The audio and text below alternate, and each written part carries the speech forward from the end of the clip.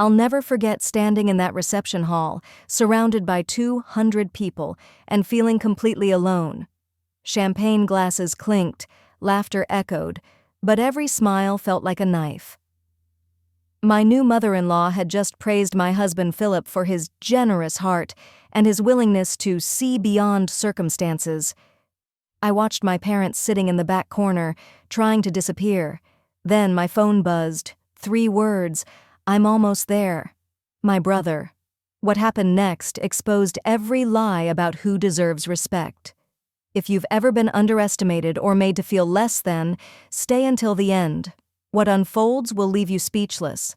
I'm a nurse in the emergency department at County General Hospital.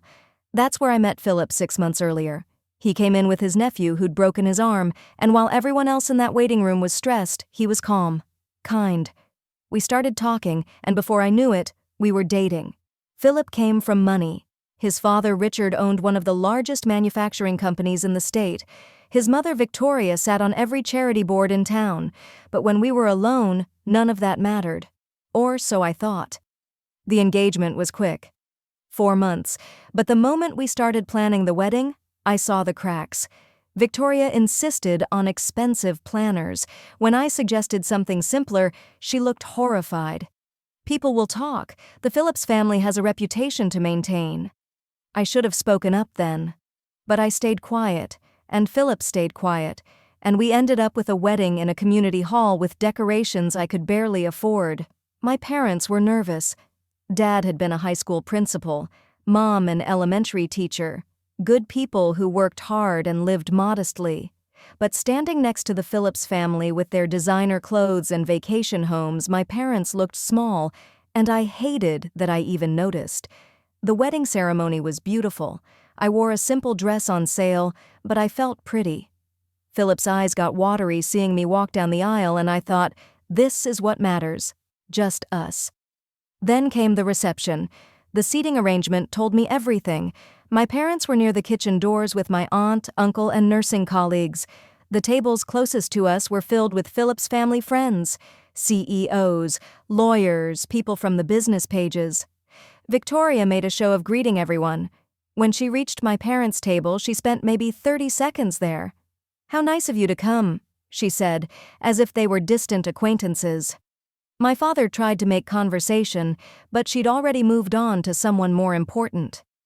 I sat at the head table, Philip's hand in mine, trying to focus on the positive. But I couldn't ignore the whispers.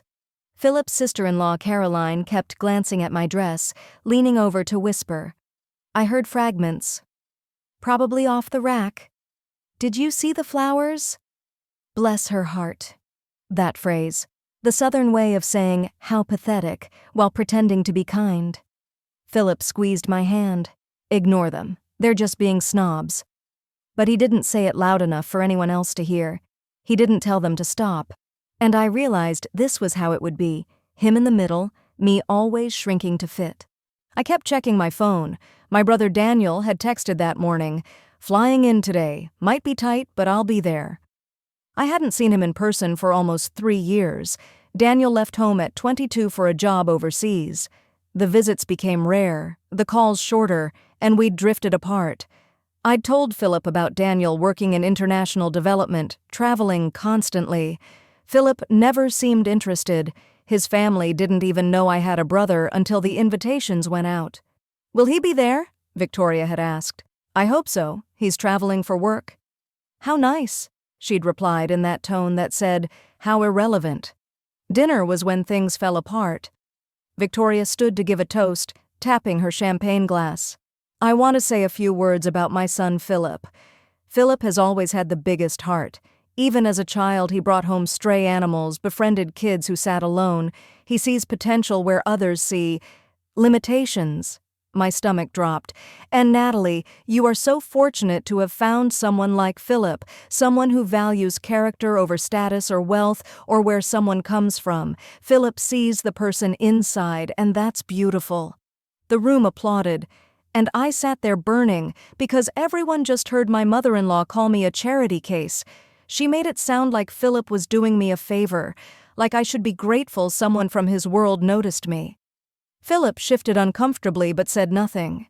He raised his glass when everyone else did, and I felt something crack inside. I excused myself to the bathroom and locked myself in a stall, crying. This was supposed to be the happiest day of my life. Natalie? Philip's voice. I'm fine. You're clearly not fine. Look, I know my mother can be tactless sometimes. Tactless. Not cruel, not deliberately insulting. She just told 200 people you're slumming it by marrying me, I said, opening the stall door. Philip handed me a tissue. She didn't mean it like that. She'll come around. Once they see how happy we are, they'll realize how amazing you are. What if they don't? What if this is just how it always is? He didn't have an answer. He just hugged me and said he loved me. We were walking back when I heard the commotion. Voices rising, chairs scraping. Philip and I hurried around the corner. 3 black SUVs were parked outside. 2 men in dark suits stood by the entrance. Security, professional, alert. And walking through the door was my brother Daniel. He'd changed. Daniel had always been handsome, but now there was something different. Confident, polished. He wore a perfectly tailored suit and moved with easy authority that made people step aside. But when he saw our parents, it all fell away. He walked straight to their table. Dad stood slowly, disbelief and joy on his face. Daniel pulled him into a hug, then Mom, who started crying. I couldn't move. Then Daniel turned, saw me, and his face lit up. Nat. I ran across the hall in my wedding dress, and he caught me, lifting me off my feet. You made it, I whispered. I told you I would. Sorry I'm late. The flight from Geneva got delayed. Victoria appeared, her smile fixed. And you must be the brother we've heard so little about. Daniel shook her hand politely. Daniel Torres, sorry for the dramatic entrance. Security insisted. Security? Victoria's smile tightened. What is it you do exactly? Richard joined us, eyeing the SUVs. Those are serious vehicles for... He paused, fishing. International development? That's right. I run a foundation that works with humanitarian programs worldwide. How lovely, Victoria said dismissively. Some small nonprofit, she was thinking. Then Richard's business partner, Harold, pushed through the crowd, his face white. Daniel Torres? Daniel Torres from the Global Relief Foundation? Daniel nodded. Yes? Have we met? Harold struggled to breathe. Richard, do you know who this is? Richard looked annoyed. Clearly Natalie's brother, Harold. This is Daniel Torres. His foundation controls the largest independent humanitarian aid network in the world. They distributed over $8 billion last year. Richard, we've been trying to get a meeting with his organization for 2 years. The silence was deafening. I watched realization hit them. Victoria's smile froze. Richard went from confused to shocked to calculating. Caroline frantically searched Daniel's name on her phone, eyes widening. Philip's grip tightened. You didn't tell me your brother was... you said development, but... You didn't ask, I said quietly. None of you asked. That was the truth. They'd heard nurse and public school teachers and made their assumptions. Someone handed Daniel a microphone. The room went silent. Suddenly, my brother was the most interesting person there. I really don't need this, Daniel said, but the crowd called for a speech. He sighed and looked at me. I shrugged. All right, I'm here because my sister got married today, and there's nowhere else I'd rather be.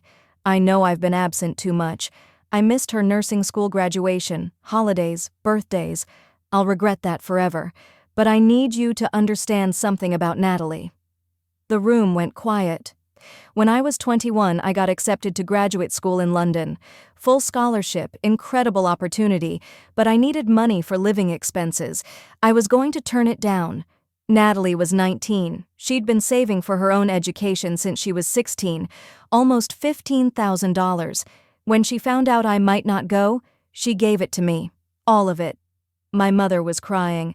Dad had his arm around her. I told her I couldn't take it. She said, "You're going to change the world, Danny. I'll find another way." And she did. She took out loans, worked night shifts, sacrificed for years. Everything I've accomplished, every life our foundation has touched, It started because my sister believed in me. He looked at Victoria and Richard. So when I hear people talking about status, or who deserves to be in what room, I think about that 19-year-old girl who gave up her dreams. That's who Natalie is. That's the family she comes from. And honestly, I think Philip is the lucky one here. The applause was thunderous. Victoria cycled through embarrassment and forced appreciation. Richard looked like he wanted to disappear. Harold was already trying to catch Daniel's eye for business. Philip squeezed my hand, and I saw something new. Shame. He knew what his family had done, and he'd let it happen. Daniel pulled me aside to a courtyard. "You didn't have to do that," I said. "Yes, I did. I saw how they treated you. The seating, Mom and Dad in the back. That speech. I wanted to drag you out of here. But you didn't. That's not my choice to make, but you have options. If you want to walk away from this, from him, from these people who don't see your value, I'll support you." I looked toward the building. What if Philip stands up for me now? Then that's different. But Nat, you deserve someone who defends you when you have nothing to offer, not someone who only values you when your brother walks in with security. We went back inside. Philip was waiting, nervous. "I need to apologize," he said. "Not just for today. For every time my family made you feel small and I stayed quiet. You deserved better. I just told my mother her speech was inappropriate. I told her if she can't treat you with respect, she won't be welcome in our home. I know it's late, but I'm asking for a chance to be the husband you deserve." "Did you say that before or after you found out about Daniel?" Philip met my eyes. "After. But not because of what he can do for us. Because hearing him describe your character while my mother questioned it, I was ashamed. I should have been the one defending you. It wasn't perfect, but it was honest. And sometimes that's where change starts. That was 8 months ago. Philip kept his word. He set boundaries, and when his family crossed them, he called them out. There were ugly fights, but things changed. Daniel made clear his foundation wouldn't do business with Richard's company, which helped. But real change came because Philip finally understood that silence is its own cruelty. Victoria and I will never be close, but we have an understanding. Philip shuts down her comments now, and I hold my ground. Before Daniel left, he said, "The people who looked down on you learned a lesson, but you already knew your worth. Don't ever forget that again." Here's what I learned.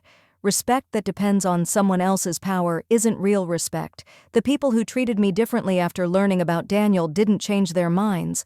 They got scared.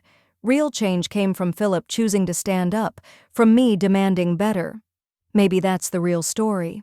Not that my brother's power changed everything, but that it revealed what was already there. I was always worthy of respect. It just took someone with undeniable authority for some people to see it. If this story resonated with you, hit that like button and subscribe. Share this with someone who needs to hear their worth isn't determined by what others think. Tell me in the comments, have you ever been underestimated? How did you handle it? I read every comment. Thank you for being here. I'll see you in the next one.